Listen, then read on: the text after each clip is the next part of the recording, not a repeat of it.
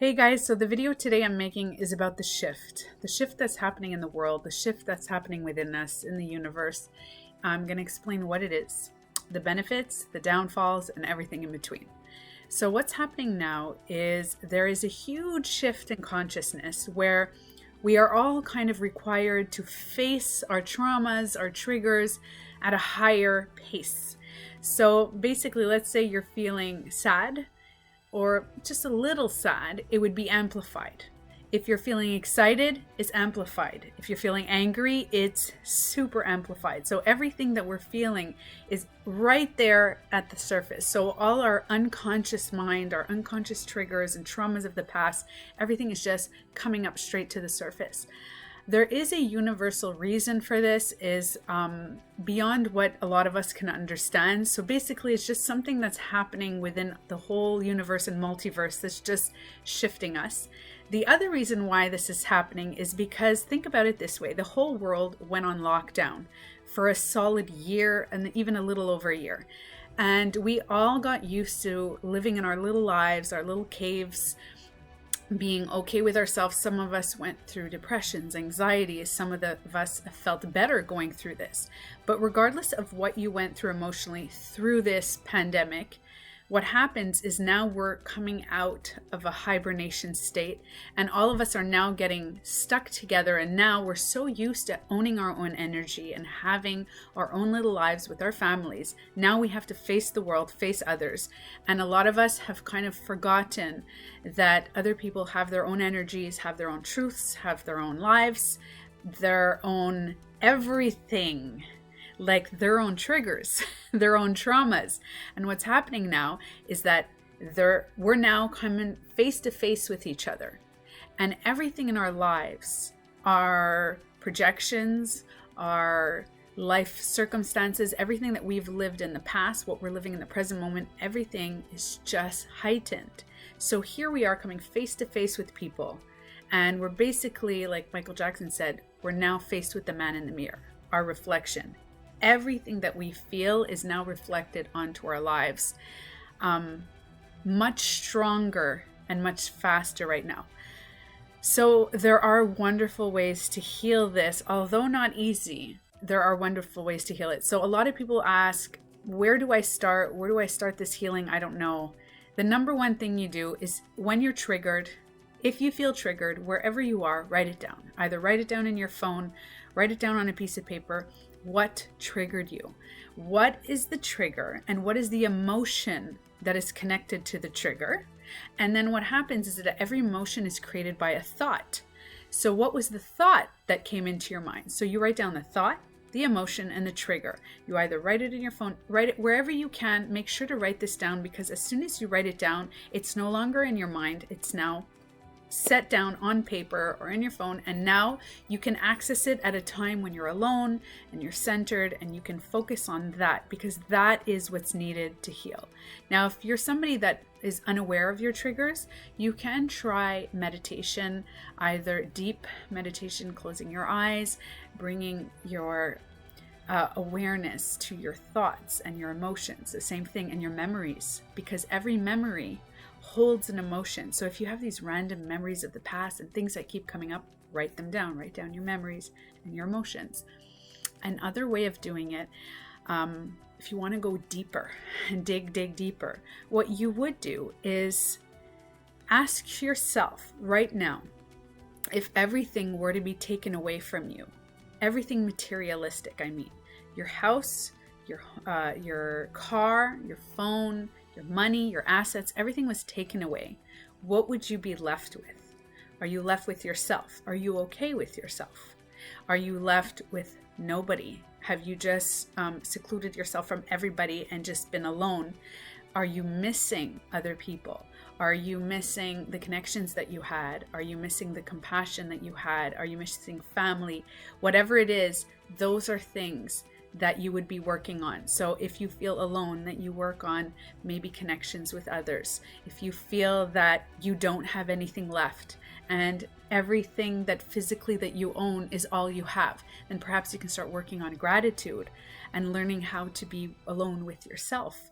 And then learning on super, super important, I strongly suggest working on self-love. And if you're wondering how do you start, there are books, videos, there are so many ways to start on self-love. The access is, you can access anything, anywhere.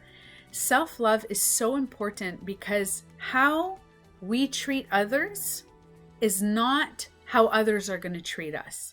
It's how we treat us.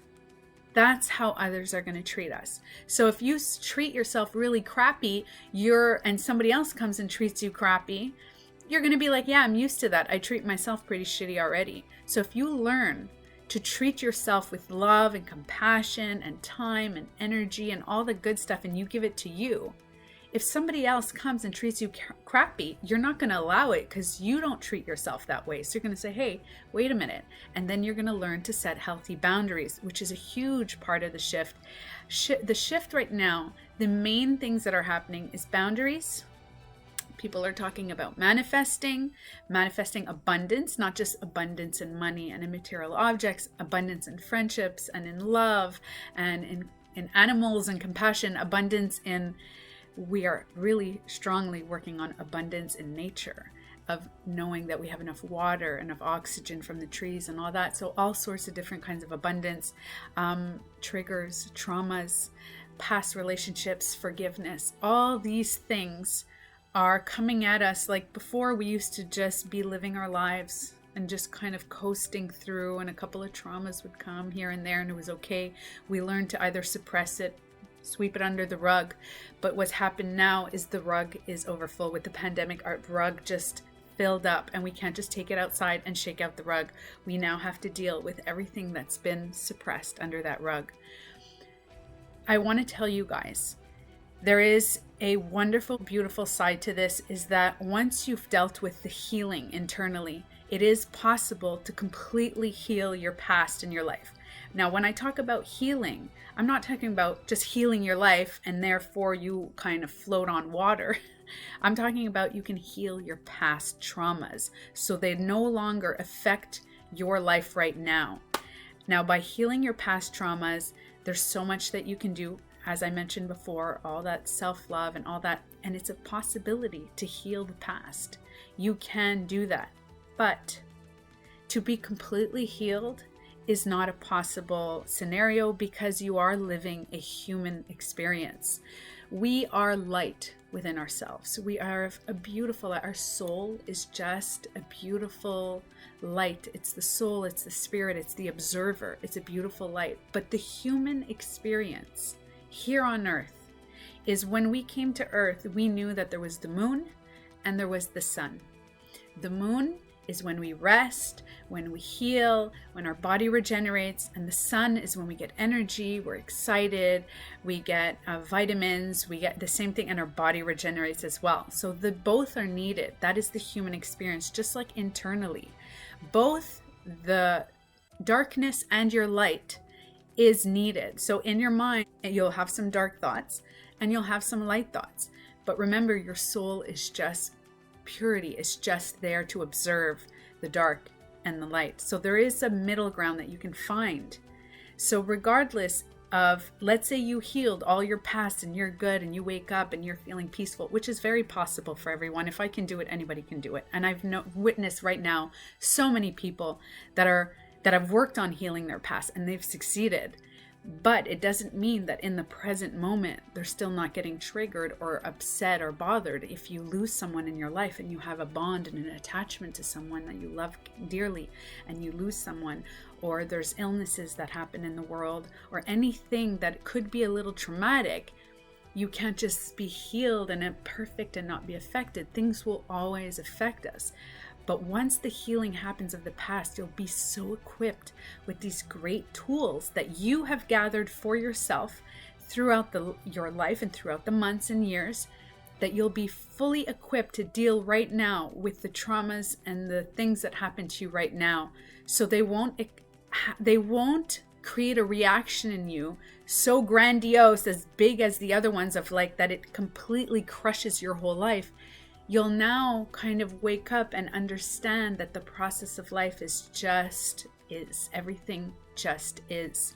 There'll be so much less judgment on yourself, less judgment on others. You'll create a unity within yourself and a unity within others.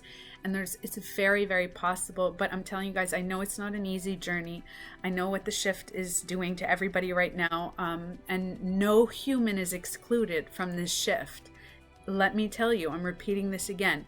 No human is excluded in this shift.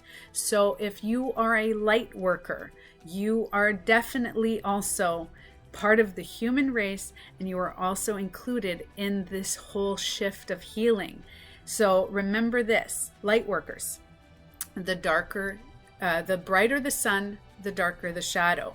So if you pretend to be positive, your darkness may be even stronger, and there'll be more to heal. And this is a big part of self-love, is understanding that both, like I said before, the darkness within you and the light within you is amazing. So the workers now, a lot of people are calling themselves light workers, which means that the light in their soul is shining onto everyone.